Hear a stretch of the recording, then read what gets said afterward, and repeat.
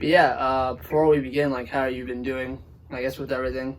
I feel like that's like the check in. I've been honestly like chilling in the best way. I've been making music all day long. I don't sleep anymore apparently. I just make music. And I've been like doing a lot of projects with people lately, so that's been super cool. Um, and like spending time with the family here. I live with my dad and my brother. So it's just been nice to like Yeah, that's be with everyone. Life isn't a distraction. You're just kind of like inside and you spend time together. It's nice. yeah. Yeah. What about you? Pretty much the same. Yeah. Opposed to, I guess, not being able to do interviews like in person or face to face. But other than that, it's been.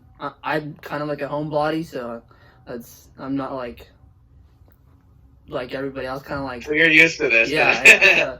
I mean, of course, like I've been preparing for this for months. As time goes on, of course, you kind of want to be more outside. But yeah, I'm prepared for this. It's not like it's not too bad. That's fine. That's like my brother. My brother, he's like a cinephile, so he watches movies all day long, and is just fine with being inside. Exactly. Which is great. So he's okay. He's doing fine. Exactly. But yeah, to begin, like, my name is Jibril Osman. I have a platform called Studio One. I film the show with my friend Mike. He does the editing and all that side of it. Been doing it, I guess, for 6-7 months now. We interview international artists. My main goal has been interviewing local artists in Toronto, putting highlights on them, and it's been going really great so far. So that's awesome. Yeah, so it's great to get you on. So before we begin, can you just briefly introduce yourself, and then we'll just get started? Yes. My name is Jesse Maxwell. I am a singer-songwriter, producer, mixer from Toronto, and I make a lot of music, and I hope you listen to the interview and like it. Cool. So obviously, I know you grew up in Toronto. Can you talk to me about what it was like growing up in Toronto, and I would say early musical influences, or if you have a memory of when music really came into your life? I do, yeah. Well, I've lived in Toronto my whole life. Toronto's great. I love Toronto. I've lived in a few different places. Toronto is the best out of all of them. I think it's just home. I have a sentimental connection to it, so I love Toronto. And when I was 6 years old, all I wanted to do was play piano. So, and I wanted to do like classical piano, the Royal Conservatory, which is a Canadian grading system. I started that when I was 6 years old, and my parents had found a flyer of this dude named Rusi Tarmakov, and it was in the mud outside of our house. And so they like picked up the piece of paper and called this dude up, and he was my teacher for the next 10 years and took me through all of the Royal Conservatory. So it was sick. So that's really when my love of music started. But it's, the cliche, I've been doing it my whole life. Yeah. Since I was a baby, everything was rhythm, everything was music. And I actually used to like stand in front of the stereo with my hand on it. Couldn't tell you why, but that's just what the vibe was. Yeah. And for all the instruments out there, what do you think it drew you to the piano? I don't know. There's something about the piano that I just love the percussive element to it. But I think when you're that age, that's the first thing you think of, maybe, because that's what people usually do. I mean, I know people who, started with, my cousin started with the clarinet, or my other cousin started with the violin when they were very young. But for me, I just gravitated more towards piano. I like the sounds of it. And when it comes to, I guess, studying music and doing all that sorts of things, at what point do you start to come with the idea of, I'm going to write songs, or I'm going to sing, or like I'm going to use my vocals? Like, at what point did the two worlds connect? So if I want to be an artist. It was definitely a process with different stages. It started from the piano, then went to musical theater type stuff. So I started I was accepted into this theater company when I was like 12 or something. And I really started enjoying singing and enjoying performing. And then I wanted to really start working on my voice, because I felt that was my strongest asset. And so I I took some lessons. I recorded like a bunch of covers on my GarageBand. I think I recorded like 300 covers of different songs, and I think I was just like running out of things to cover. So I moved to New York, and I was fronting this blues rock band called Queens County Roots, and the lyricist, who is also the guitarist of the band, his name is Marlon Hurt, is incredible, and I was able to like sit with him and watch him like create things, and that process to me was really intriguing, and I wanted to do something like that. So I started writing music, and I would like send it to him, and he would give me some pointers, and like talk me through the general yes and no's of songwriting and structures and things like that. And then it just kind of happened, and I wrote like 100 songs that year. That was like all I was doing. I built a little studio. I mean, I'm in my studio now that I built, but in New York I built a very small studio, and I just kind of like wrote and recorded, and things came out, and here I am later with like multiple projects ready. Pretty cool. Do you remember some of the early songs, like the early demos, and what do they sound like? Talk to me about about those and how you see yourself as you progressed. I know for sure the sound of what I was doing was very different than what I'm doing now. Maybe for the reason that it just hadn't evolved yet, but the first few songs I wrote were very like high energy neo soul type stuff, which are still great, and we still play today. There's one song called Lost, which was the first song I ever wrote. We play it with my live band, and it's so much fun to play. So we still use it, and even on the album that's coming out, a lot of the stuff on the album that's coming out, Radio Silence, was most of my very early stuff. So the song Nefertiti I wrote, I think it was like the third or fourth song I had ever written in my life. So I didn't have that much of, I mean, there's always that awkward phase of getting out the trash stuff so that you can, hone in your skills. But I really started okay. Like, I didn't have a lot of trouble writing. I think that I had studied music my whole life in different mediums, and it just was easy for me to start writing. Yeah, I like that you touched upon that too, because a lot of artists, they'll go to school for other things, and they'll study stuff, and they'll balance music and things like that. But for you, I've talked to artists that went to school for music as well. But from your perspective, how I know it definitely did help you with going to school for music, but from your perspective, how much did that help you being in the conservatory, and how much you took from that and made a career out of all the things that you learned? Like, what is it from your perspective? For me, I think for this type of music that I'm doing, I needed some sort of music theory. Now, I have a friend, his name's Matt Fasulo. He's amazing, and his music is out on like all platforms. He doesn't know any, he never studied musical theory, but somehow he's able to create these incredible songs. So I don't understand how people do that, because for me, I couldn't do that. I wouldn't know where to start. But for the stuff that I'm doing, like me and my guitarist, Andreas, we just created this song that's like this kind of dark jazz, trip hop inspired tune. And like, I don't think I would have been able to create a lot of the things if I didn't have a solid theory background, because there was a lot of little scales that we used, like we used like a Mixolydian scale at one point. Like, there was some weird things that were going on that like I wouldn't know otherwise, because I never studied it. So it's really about what you want to take from it.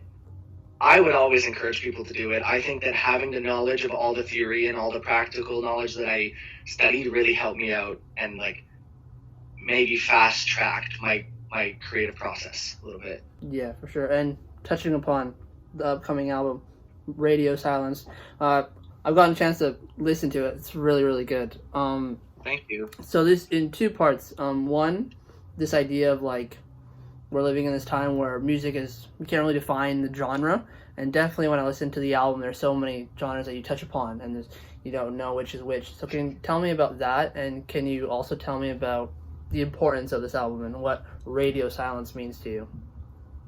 Okay, well, I'll touch on the first question first. I think this album does have a lot of sounds. I mean, no two songs on the album sound the same, and I kind of wanted it to be like that because this was the first project that I had done, and I thought, what a cool way to present it. Instead of, this is a pop album or this is an R&B album, I wanted to just kind of give a little bit of a mix of everything.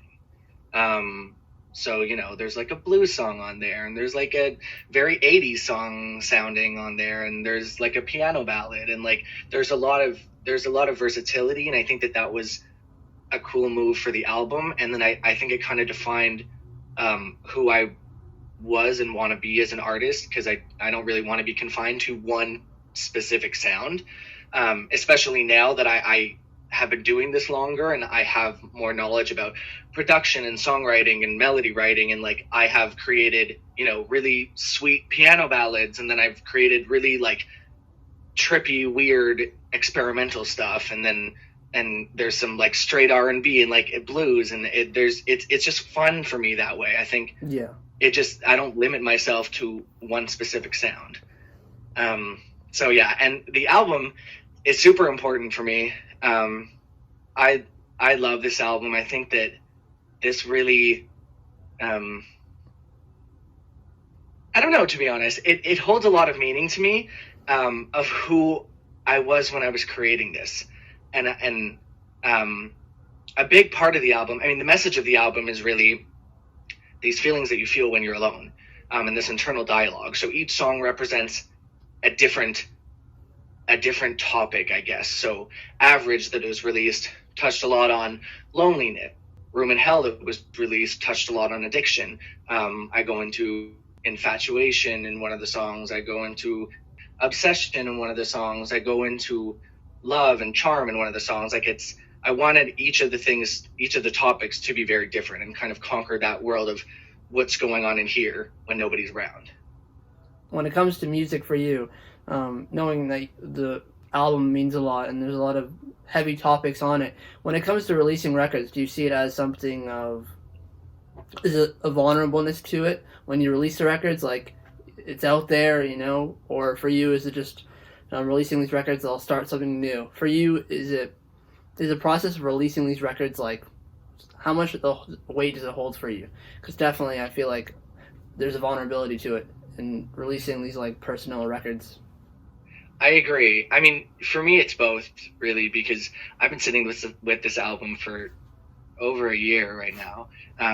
So it's this thing that me and my label have had, just ours, for the longest time. And then you kind of, build up the momentum and you get excited about it. And then you put it out there in the world and it's like a child. And you can't do anything once it's out. You just hope that people like it and people will listen, they'll love it and take care of it and all those wonderful things. But there is definitely a vulnerability to it. I think there's a difference when you put out a single and then when you put out an album, because an album takes a lot of time and thought, and it's planned out a certain way, and it's an experience that you're creating. And, in my opinion, more than just a single can bring. It's a long period of time, and people will sit through it and really get into your head about what's going on. So there definitely is a vulnerability, although I've already moved on to I've already made like several new EPs in this span. I made 2 in quarantine. So like I'm still moving forward and like excited to release material. Time is a weird thing for me because like now that I've finished, like there's this one EP that I really want to drop. But like this album is coming out, so I have to plan things out. But like I've already been, when you drop something, for everyone it's new. But for and you, for like I've been sitting with this forever. So and like I know it, and then it's not as exciting to me, I guess, because it's like, well, I already know and I already love it and I already listen to it all the time. So it's a different feeling from the listener and then the artist, but it's definitely a little bit of both. I just really hope people listen to it.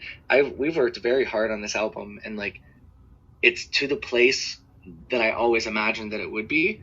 So it's great. So I think people are really gonna like it. Yeah, I do think that's like an interesting point too, because a lot of artists or bands, when they do like press and they do tour and they go and they perform their records, they're always kind of like say, oh, this album was actually done 6 months ago, or I've been sitting on it for a year, and we actually have something coming right after. And like that is an interesting perspective to talk about, because as something does get released, an artist is already thinking ahead.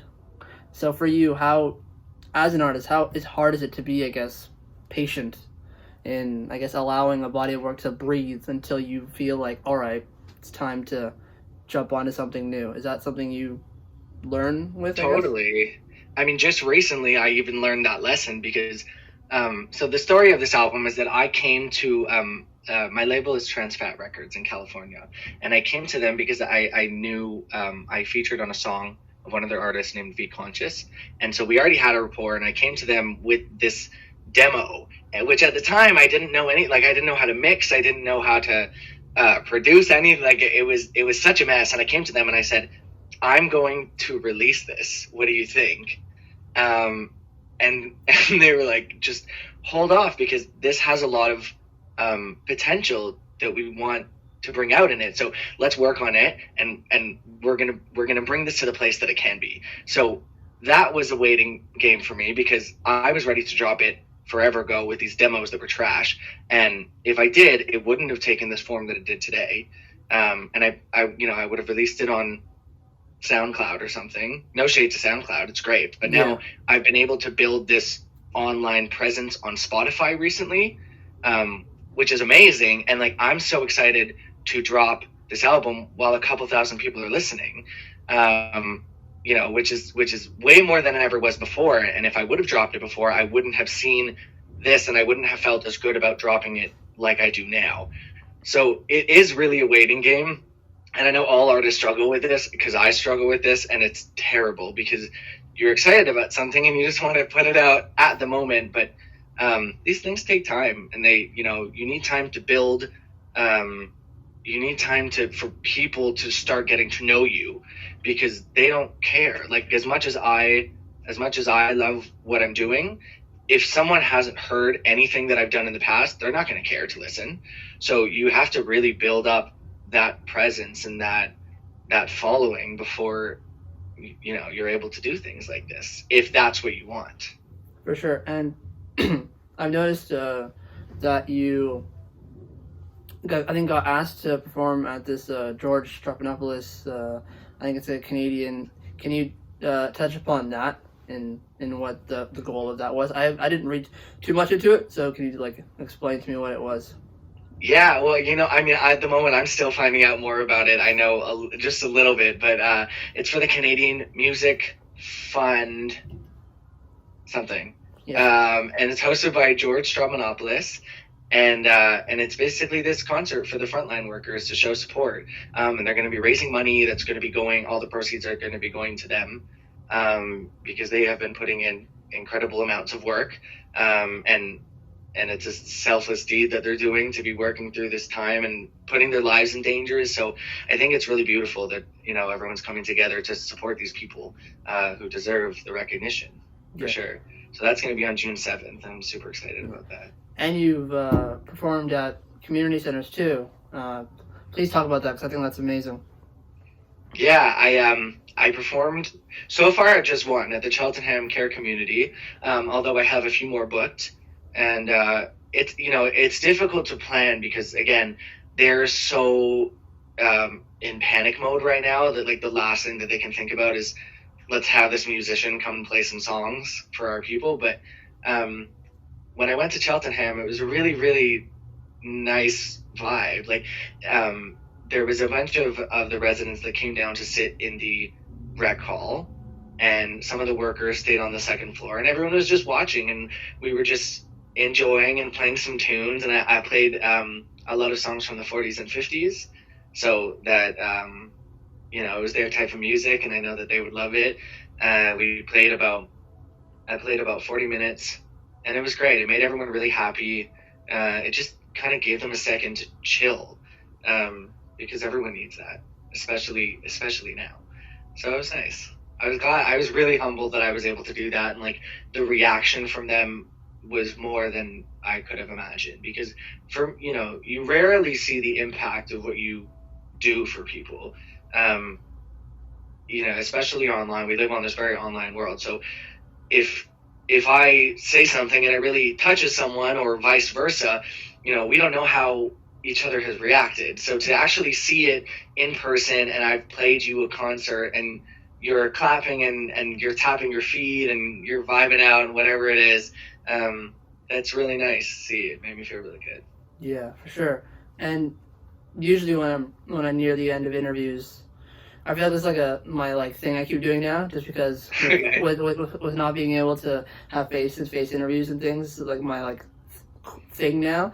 Because I usually say, how's the rest of the year looking for you, with concerts and shows, but that's not a thing really. So so I guess for you,